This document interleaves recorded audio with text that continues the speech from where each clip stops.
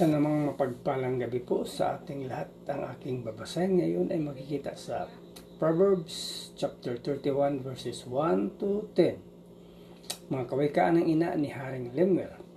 Ito mga payo ni Haring Lemuel sa masa ng kawikaang itinuro ng kanyang ina. Mayroon akong sasabihin sa iyo, anak, na tugon ng aking dalangin. Huwag mong ubusin sa babae ang lakas mo at salapi at baka mapahamak kang tulad ng ibang hari. Lemuel, di dapat sa hari ang uminom ng alak o matapang na inumin. Kadalasan kapag lasing na sila, malilimutan na nila ang matuwid at napapabayaan ang karapatan ng mga taong naghihirap. Ang alak ay bigay mo lamang sa nawala ng pag-asa at sa mga taong dumaranas ng matinding kahirapan. Hayaan silang uminom upang hirap ay malimutan at kasawi ay di na matatandaan. Ipagtanggol mo ang mga di makalaban, ipaglaban ang kanilang karapatan. Ipahayag mo ng malinaw ang katotohanan at ang katuwiran at igawad ang katarungan sa api at mahirap. Mahirap makakita ng mabuting asawa, higit sa mamahaling alahas ang kanyang halaga. Nilang po, maraming salamat. Purihin ang Panginoon. God bless. Muli po, isang mapayapang gabi sa ating lahat. Ang aking pong ibabahagi ngayong gabi mula po sa Aklat ng Kawikaan, Kabanata 31, sa talata 11 hanggang 15, ito po ang nakasaad. Lubos ang tiwala ng kanyang asawa at saganang pakinabang ang makakamit niya.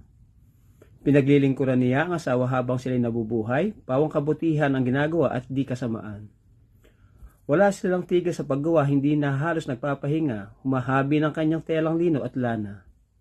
Tulad ng isang barkong puno ng kalakal, sila ay nag-uuwi ng pagkain mula sa malayong lugar.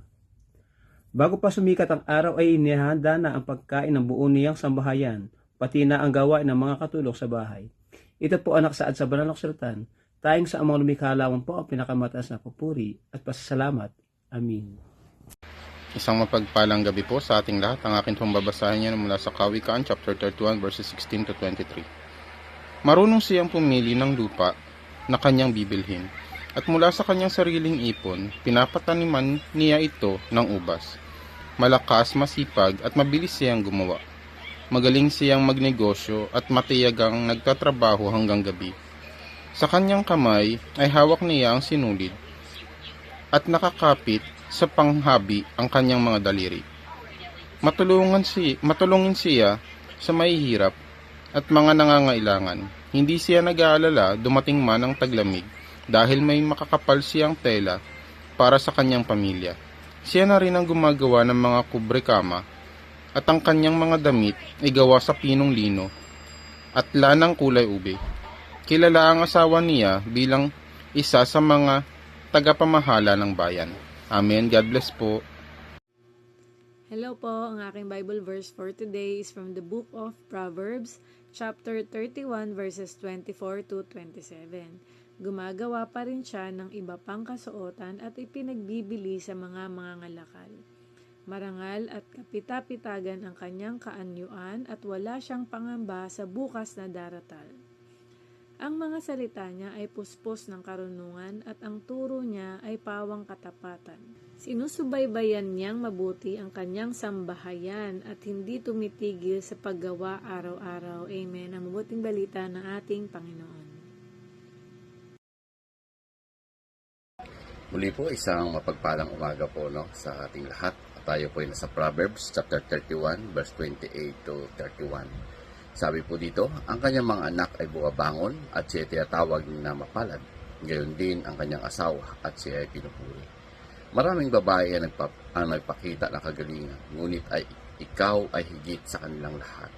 Ang kagandahan ay maaaring makadaya at ang kariktan ay lumilipas. Ngunit ang babaeng may takot sa Panginoon ay dapat purihin. Ibigay sa kanya ang gantimpala na karapat-dapat sa kanyang mga kamay at hayaang purihin siya sa harap ng lahat dahil sa kanyang ginawa. So dito makikita po natin sa ating pong binasa yung halaga ng isang tao ay hindi po ito nasusukat sa panlabas sa kagandahan. Hindi po nasusukat sa tagumpay, hindi po nasusukat sa papuri ng mundo, kundi sa pagkatakot sa Panginoon at sa mabuting bunga ng kanyang buhay. So dito makikita po natin na yung isang taong may takot sa Diyos, talaga pong andun po yung pinagpapala po siya ng Panginoon at andun po yung paggalang sa kanyang pamilya. At makikita po natin yung kanyang mabuting halimbawa. Hindi umaasa doon sa panlabas na kagandahan, kundi andun po yung kabutihan sa kanyang kalooban at higit sa lahat, may takot po sa Panginoon. So, ibig sabihin, yung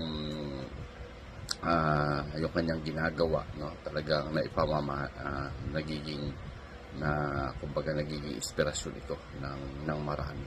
At dito makikita po natin, napakahalaga po talaga yung ang tao ay may takot sa Panginoon. Kaya sabi nga po dyan, yung kagandahan ay kumukupas, yung papuri ng tao lumilipas, ngunit yung buhay po na nakaugat, no, sa takot sa Panginoon, ito po ay nananatili. So muli po, purihin ang Panginoon and God bless everyone.